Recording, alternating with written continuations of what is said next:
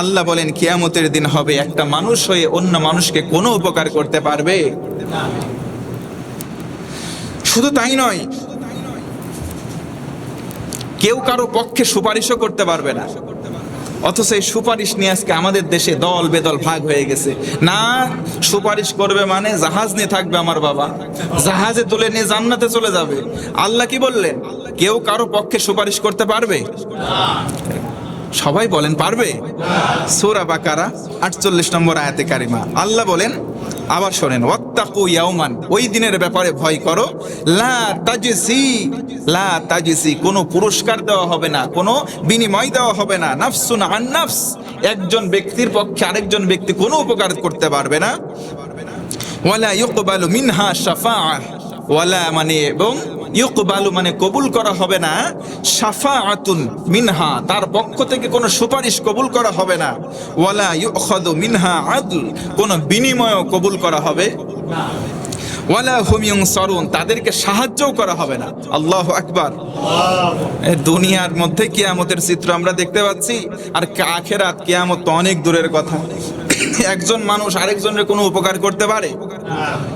দুনিয়াতে যদিও বা পারে, মাঝে মধ্যে বন্ধু জানের শত্রু হয়ে যায়। কি হয় কি হয় না? দুই চোর পালাচ্ছিল না নৌকায় করে, নোমো হয়েছে, আগে নাম ছিল দরবেশ, এমন শেপ করা করছে, দাঁড়িয়েও কাটছে, নাউজুবিল্লাহ বললেন না? কি কুকর্ম করে ফেলছে রে আহারে!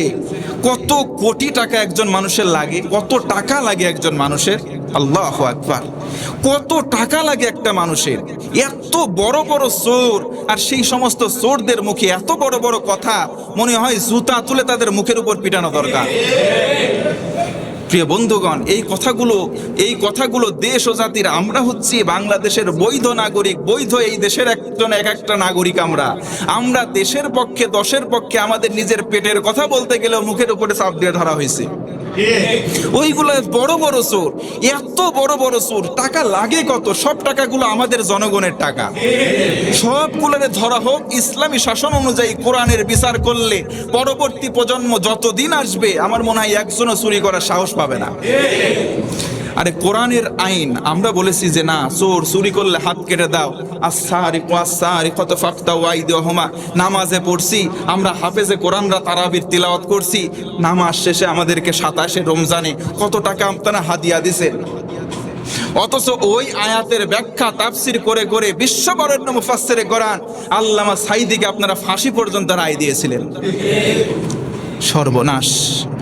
যেই কালেমা পড়ে একজন মুসলমান, একজন ইমানদার, একজন ইমাম সাহেব কালেমার দার্স দিচ্ছে, ওই কালেমার ব্যাখ্যা দিতে গিয়ে অনেকজন অলরেডি জীবন দিয়ে চলেই গেছে, আল্লাহর কাছে শহীদ হয়ে গেছে।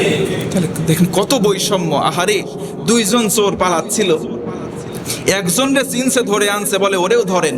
কই ওরে তো চেনা যায় না, ওটা কে? বলে এর তো দরবেশ, ওরেও ধরে আনা হয়েছে। দুনিয়াতে যদি এই কাহিনী হয়, আল্লাহ বলেন ওই দিন কেউ কারো কোনো উপকারে আসবে না। নাফসুন আন নাফসিন শাইআ, বিন্দু পরিমাণ কারো উপকারে আসবে, আল্লাহ বলেন বিনিময়ে দেওয়া হবে না। অনেকে টাকাও দিতে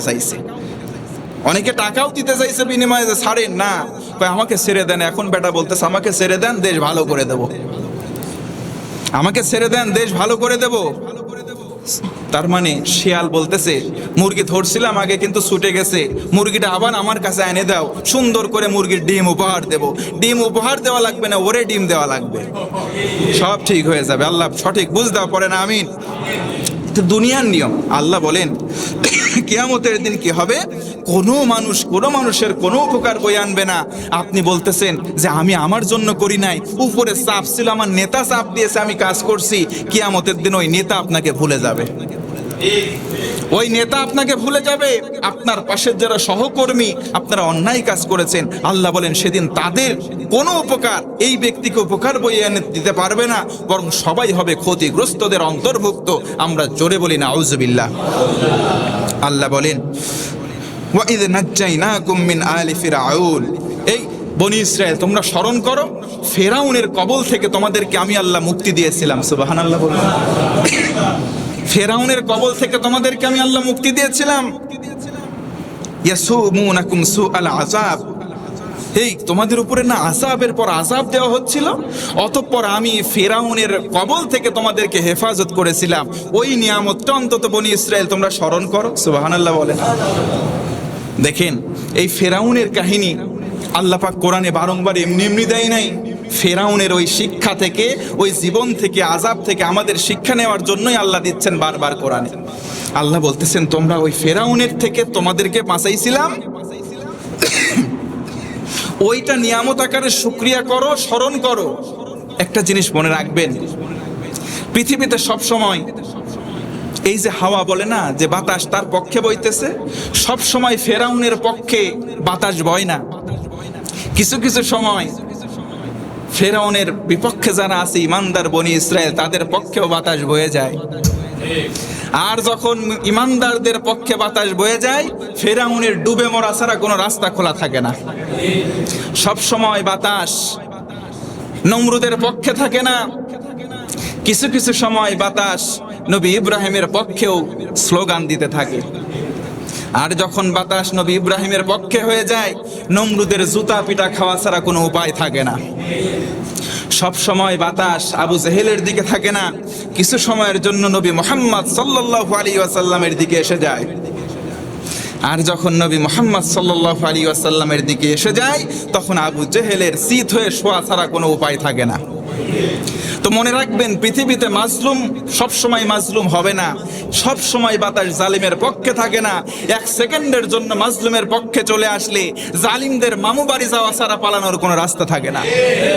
প্রিয় বন্ধুগণ আমার, আল্লাহ ঠিক ওই কথাটাই বললেন, যখন আমি ফিরাউনের কবল থেকে তোমাদেরকে মুক্তি দিলাম, ওই স্মরণ করো। আর স্মরণ করো, কেন স্মরণ করবা না? কারণ ওয়ায়ুযাব্বিহুনা আবনাআকুম, তোমাদের ছেলেদেরকে ধরে নিয়ে তারা জবাই করেছিল। ফিরাউন তোমাদের ছেলে সন্তানদেরকে ধরে নিয়ে ওয়ায়ুযাব্বিহুনা জবাই করেছিল। জবাই করেছিল, কি করেছিল? সরাসরি গলা কাটছিল। কি কাটছিল? গলা কেটে ফেলছিল। এত খারাপ কাজ করছিল ফিরাউন। আজও আমরা দেখেছি পৃথিবীতে নব্য কিছু ফিরাউনের উত্তরসূরি, তারাও মানুষদেরকে ফাঁসি না দিয়ে জবাই করেছে। আবনাআকুম, জাতির শ্রেষ্ঠ শ্রেষ্ঠ সন্তানদেরকে, বনি ইসরায়েলদেরকে আল্লাহ বলছেন ওয়ায়ুযাব্বিহুনা আবনাআকুম, তোমাদের ছেলে সন্তানদেরকে, বনি আবনা বহু বচন মানে অসংখ্য সন্তানদেরকে জবাই করেছিল। ওয়ায়াসবাহুনা নিসাআকুম ওয়ায়াস্তাহইয়াউনা, আর ছেড়ে দিয়েছিল শুধুমাত্র মেয়েদেরকে। আজকেও পৃথিবীতে দেখবেন অনেক যারা জাতির শ্রেষ্ঠ শ্রেষ্ঠ সন্তান, তাদেরকে ধরে দিয়ে নিয়ে এনে ওয়ায়ুযাব্বিহুনা, তাদের জীবনটাকে এইভাবে জবাই করে শেষ করে দেওয়া হয়েছে। কথা বলেন ঠিক কি না? তো আমরা যারা দ্বীনের জন্য, কোরআনের সংগ্রামে যারা সংগ্রাম করতে গিয়ে জীবনটা উৎসর্গ করে দিয়েছি, তাদেরকে আমরা কেউ মৃত বলবো না। কি বলবো না? মৃত বলবো না। লা তাকুলু লিমান ইউকতালু ফি সাবিলিল্লাহি আমাত, আল্লাহ নিষেধ করলেন তোমরা তাদেরকে মৃত বলো না। মরহুম কইও না, মরহুম কইও না। কি কইও না? মৃত বইলো না। বাল আহইয়াউম ওয়ালাকিন লা তাশউরুন, তারা আমি আল্লাহর কাছে জীবিত। জোরে কর না সুবহানাল্লাহ। তোমরা টের পাচ্ছ না তারা আমি আল্লাহর কাছে জীবিত আছে, তোমরা টের পাচ্ছ না। জীবিত থাকে কেমনে? জীবিত থাকে কেমনে? মুফাসসিরিনে কেরামগণ খোলাসা করেছেন, একজন মানুষ কোরআনের রাজ কায়েম করতে গিয়ে মারা গেল। পৃথিবীতে যারা মুসলমান আমরা বেঁচে আছি, তার নাম স্মরণ হওয়ার সাথে সাথে সম্মান আর শ্রদ্ধাবোধ আমাদের ভেতরে আসে। কথা বলেন ঠিক কিনা? আর যারা স্বৈরাচারের পক্ষে ছিল, স্বৈরাচারী কাজ করতে গিয়েছিল, ইতিহাস অনেকে জানে না, ইতিহাস বিকৃত করার চেষ্টা করা হয়েছিল, তার নাম এখন সামনে আসলে ওই নামের উপরে থুথু দিচ্ছে জনগণ। এটাই হচ্ছে মানুষ। আল্লাহ বলেন বাল আহইয়াউম ওয়ালাকিন লা তাশউরুন, আরে আমি আল্লাহর রাস্তায় যারা জীবন দেয় তারা জীবিত থাকে, অথচ তোমরা বুঝতে পারো না, তারা হচ্ছে শহীদ। জোরে কোন আল্লাহু আকবার। রাগ হচ্ছে? মন খারাপ? সামনের দিকে যাওয়া যাক। আল্লাহ তাআলা বলেন ফি যালিকুম বালাউম মির রাব্বিকুম আযীম, শুধু তাই নয়, তোমাদেরকে আমি দ্বিধাভক্ত করেছিলাম। ওই যে সাগর, আল্লাহ ফিরাউনের সামনে সাগরকে ভাগ ভাগ করে দিয়েছিলেন, এই কথা আল্লাহ বলছেন যে ভাগ ভাগ করে দিয়েছিলাম। 12টা গোত্র ছিল, 12 লাইন দিয়ে যাচ্ছিল। ওই সময়ের কথা স্মরণ করো আর শুকরিয়া আদায় করো। এমন একটা অবস্থা তোমাদের ছিল বনি ইসরাইল, সামনে পানি, পেছনে শত্রু, তার মানে আমাদের অবস্থাও ঠিক ওই রকমই প্রায়। চারিদিকে পানি আর চারিদিকে আমাদের শত্রু, কোনো জায়গায় যাওয়ার জায়গা নাই। দেখেন সেম টু সেম একবারে মিলে যাবে। আল্লাহ বললেন, এই বনি ইসরাইল ওই কথা স্মরণ করো, তোমাদের সামনে পানি, পেছনে শত্রু, ডাইনে শত্রু, বামে শত্রু। হয় শত্রুর সঙ্গে যুদ্ধ করে বাঁচো, আর না হয় ঝাঁপ দিয়ে মরো, এছাড়া কোনো উপায়। আমাদের অবস্থা বর্তমানে একবারে সেম টু সেম। দেখেন চারপাশে আমাদের শত্রু, ডানে শত্রু, বামে শত্রু, পেছনে শত্রু, আর একদিকে বঙ্গোপসাগর মানে পানি। কথা বলেন ঠিক কিনা? চারিদিকে শত্রু আর একদিকে পানি, ঠিক হুবহু। আল্লাহ বললেন, তোমরা ওই সময় স্মরণ করো, ওই অবস্থা থেকে আমি আল্লাহ তোমাদেরকে পরিত্রাণ দিয়েছিলাম, বাঁচিয়ে দিয়েছিলাম। সুবহানাল্লাহ। উযকুরু নি'মাতি, আল্লাহ বললেন স্মরণ করো, আমি আল্লাহ যদি চারিদিকে পরিবেষ্টন করে রাখা শত্রু থেকে তোমাদেরকে রক্ষা করতে পারি, পৃথিবীবাসীকে আল্লাহ এলান করলেন, তোমাদেরকে কি আমি আল্লাহ রক্ষা করতে পারবো না? বলেন পারবেন কি না? কিসের ভয়? কারে ভয় করেন? কিসের ভয়? ভয় করব কারে? আল্লাহরে ভয় করেন। সাহায্য চাইবো কার কাছে? আল্লাহ সিস্টেম বলে দিলেন, ভয় করো আমি আল্লাহরে, সাহায্য চাও আমি আল্লাহর কাছে। সাহায্য চাওয়ার দুইটা মাধ্যম। কয়টা? এক হচ্ছে নামাজ, আর এক হচ্ছে ধৈর্য। আজকে আমরা ধৈর্যশীল হওয়ার চেষ্টা করবো ইনশাআল্লাহ। নামাজ পড়বো তো ইনশাআল্লাহ। তাহলে ধৈর্য ধরবো, নামাজ পড়বো, ভয় করব কারে? তাহলে বনি ইসরায়েলের লোকেরা যদি তিনটা কাজ করে চারিদিকে পরিবেষ্টিত করে রাখা শত্রু বাহিনী, সেখান থেকে যদি আল্লাহ ওই যে বিশাল সাগর দিয়ে রাস্তা করে পার করে নিয়ে যেতে পারেন, তাহলে ওই আল্লাহর প্রতি তিনটা আমল করে আমরাও মুক্তি পেতে পারি কি পারি না? তাহলে আল্লাহর প্রতি আমরা একটু অনুরাগী হওয়ার চেষ্টা করব, মুত্তাকি হওয়ার চেষ্টা করব ইনশাআল্লাহ। বললেন এরপরে ওয়াইদ ওয়াদানা মুসা, এরপরে আমি মুসার সঙ্গে ওয়াদা করেছিলাম যে 40টা দিন তোমার থেকে নিতে চাই, 40 দিনের কনফারেন্স তোমার সঙ্গে একটু ডিসকাশন করব, আসো না তুর পাহাড়ে। সুবহানাল্লাহ বলেন। কয়দিন? তার মানে দেখেন 12টা গোত্রের পানি দিয়ে আল্লাহ পার করলেন। পেছনে শত্রু, চারদিকে শত্রু, শত্রুদেরকে একবারে নিমিষেই শেষ করে দিলেন। শত্রুদের কোনো চিহ্ন পর্যন্ত আর রাখলেন না। আল্লাহু আকবার। শত্রুরা একেবারে নিশ্চিহ্ন হয়ে যাওয়ার পরে ওই দলের মধ্য থেকে আল্লাহ তাআলা মুসা আলাইহিস সালামকে সিলেকশন করলেন। সুবহানাল্লাহ বলেন। প্রতিনিধি হিসেবে, তাকে প্রধান হিসেবে আল্লাহ পাক বললেন, তোমরা সবাই থাকো, আমি মুসার সঙ্গে ডিসকাশন করব। সময় নিলাম 40 দিন। জোরে কোন সুবহানাল্লাহ। 40 দিনের জন্য একটা সময় নিলেন। আল্লাহ মুসা আলাইহিস সালাতু ওয়াস সালামের সঙ্গে কথা বললেন। জোরে কোন আল্লাহু আকবার। এজন্য মুসা নবীর নাম হচ্ছে মুসা কালিমুল্লাহ। মুসা কালিমুল্লাহ, আল্লাহর সঙ্গে কথা বলেছিলেন। এই কারণে মুসার নাম মুসা কালিমুল্লাহ। আল্লাহর সঙ্গে কথা বলে বলে জাতির উত্তরণের জন্য কি কি কর্মসূচি আল্লাহর কাছ থেকে নিয়ে তিনি যাবার জাতির মাঝে ফিরে আসলেন। আর ওই যে সময়ের একটা গ্যাপ পড়ে গেল, কয়দিন? সবাই বলেন। এই 40 দিনের ভিতরে এবার ওই যে 12টা গোত্রকে রেখে গেল, 12টা, ওদের ভিতরে একটা বাছুর, গরুর বাছুর, জানেন আপনারা? গরুর বাছুরকে মূর্তি বানায় পূজা করা শুরু করলো। গরুর বাছুরকে মূর্তি বানায় পূজা করা শুরু করে দিল। তার মানে মনে রাখবেন, যে জাতির মধ্যে রাহবার থাকে না, যে জাতির মধ্যে রাহবার থাকে না, ওই জাতি শিরকে নিমজ্জিত হতেই পারে, এটা স্বাভাবিক ব্যাপার। নবীর জামানায় নবী ছিল না মাত্র 40 দিন। কয়দিন? 40 দিন রাহবার শূন্য একটা সম্প্রদায় যদি 40 দিনের ব্যবধানে মূর্তি পূজা শুরু করে, আর আমাদের মাঝখানে আজকে রাহবার নাই, কত বছর হয়ে গেল। কি কথা বলেন ঠিক কিনা? 40 দিনের ব্যবধানে যদি ওই হয়, আর 40 তো না, আমাদের প্রায় 40-এর উপরে বছর চলে যাচ্ছে, শক্ত রাহবার আমরা পাচ্ছি না। কথা বলেন ঠিক কিনা? ওই সময় মূর্তি পূজাকে মাধ্যম বানাইছিল কি? গরুর বাছুর। কি বানাইছিল? আজকেও পৃথিবীতে আমরা দেখেছি ওই রকম মূর্তি প্রত্যেকটা জায়গার মোড়ে মোড়ে লাগাইছিল আব্বা আব্বা করে। কথা বলেন ঠিক কিনা? তো তার নামে এইগুলো মূর্তি করে কোনো লাভ নাই। তার নামে দোয়া করেন, তার আত্মার মাগফিরাত পাবে। এমন কাজ করব না, ইমান বিধ্বংসী কাজ। আরে ইমান আছে কিনা সন্দেহ। কারণ আমি শুরুতে বলেছিলাম, যেই ব্যক্তি, বুখারী মুসলিম মুত্তাফাকুন আলাইহি মিশকাতুল মাসাবির হাদিস, অন্যায়ভাবে কোনো মানুষকে হত্যা করে, সে আর মুসলমান থাকে না, সে কাফের। সে কি হয়ে যায়? ইমান তো অনেক দূরের কথা। আরে ইমান তো শুধু নামের শুরুতে মুহাম্মদ, শেষে ইসলাম লাগালেই মুসলমান হয় না। ইসলাম আর ইমান থাকতে হলে তার অন্তরের ভিতরে মাপকাঠি থাকা লাগে। এজন্য আসুন, আল্লাহ তাআলা বনী ইসরাঈলদেরকে বারবার স্মরণ করাচ্ছেন যে চারিদিকে বিপদ আবৃত করা আছে, তোমাদেরকে পরিবেষ্টন করা আছে, ওখান থেকে আমি আল্লাহ যদি তোমাদেরকে হেফাজত করতে পারি, ওই দিনের কথাকে স্মরণ তোমরা করবা না? স্মরণ করবে কি করবে না? ওই সময়ের কথা স্মরণ করানোর উদ্দেশ্য আমাদেরকে কেন বললেন?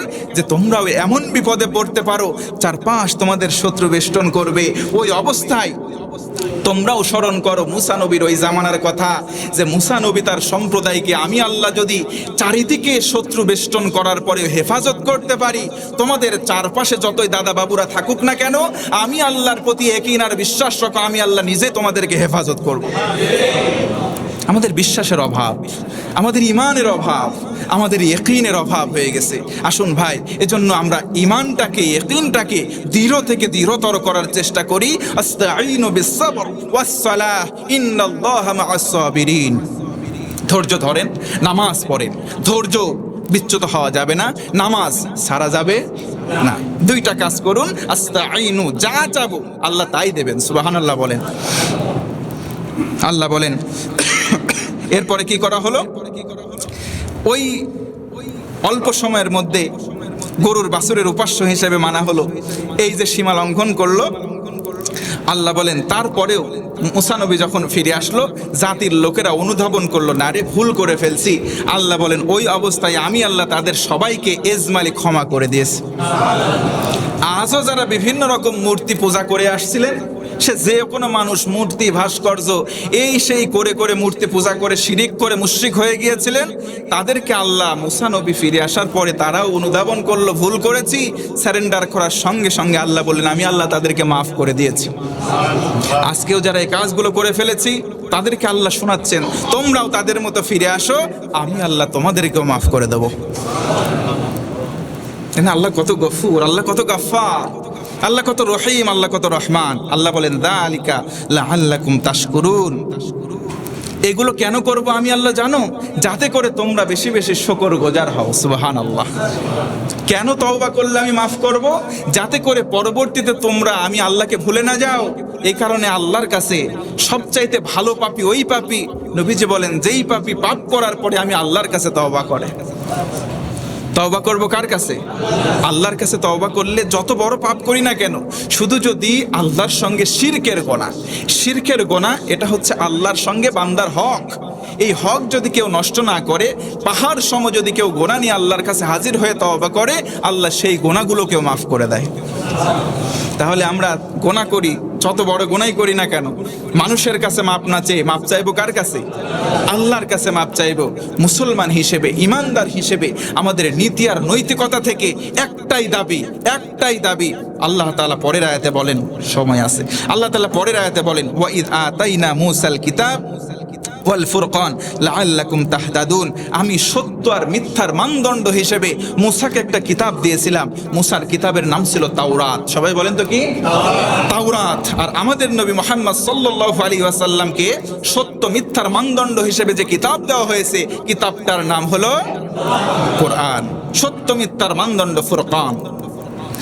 এটা কেন দেওয়া হলো? লাআল্লাকুম তাহতাদুন। আল্লাহ বলেন যাতে করে তোমরা পথ হারা না হয়ে যাও।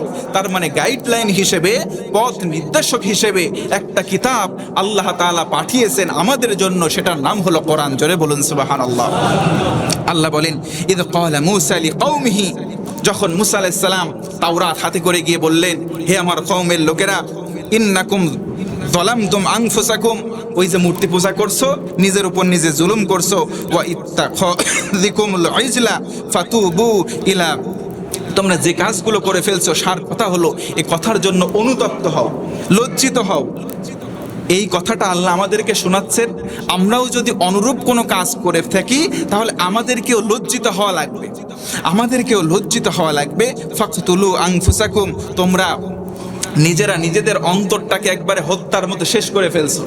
তোমরা নিজেদের উপরে জুলুম করে, শিরিক করে নিজেদেরকে শেষ করে ফেলছো। তোমরা ওখান থেকে ফিরে আসো। খায়রুল লাকুম ইনদা বারিউকুম, আল্লাহর ওই পয়গম্বর বললেন, তোমাদেরকে আল্লাহ পাক ইসমাইলে ঘোষণা করেছেন যদি অনুশোচনা করে একবার চাওয়ার মতো চাও, সেই চাওয়াটাকে আল্লাহ ফেরত দেবেন। আমাদের শিক্ষা হলো কি, আমরাও যদি কঠিন থেকে কঠিনতর গুনাহ করে ফেলি, আল্লাহ রাব্বুল আলামিনের কাছে আমরাও ফিরে আসব, আল্লাহ আমাদের গুনাহ মাফ করবেন ইনশাআল্লাহ। কারণ আল্লাহ হলেন আহকামুল হাকিমিন। তার মানে কি, অর্থ কি জানেন? কি আহকামুল হাকিমিন মানে? বিচারকদের বিচারক। আহকামুল হাকিমিন মানে কি? হাকিম শব্দের অর্থ বিচারক। হাকিম মানে আহকাম, এটা ইসমে তাফজিল, সুপারলেটিভ ডিগ্রি, ইসমে তাফজিলের সিগা।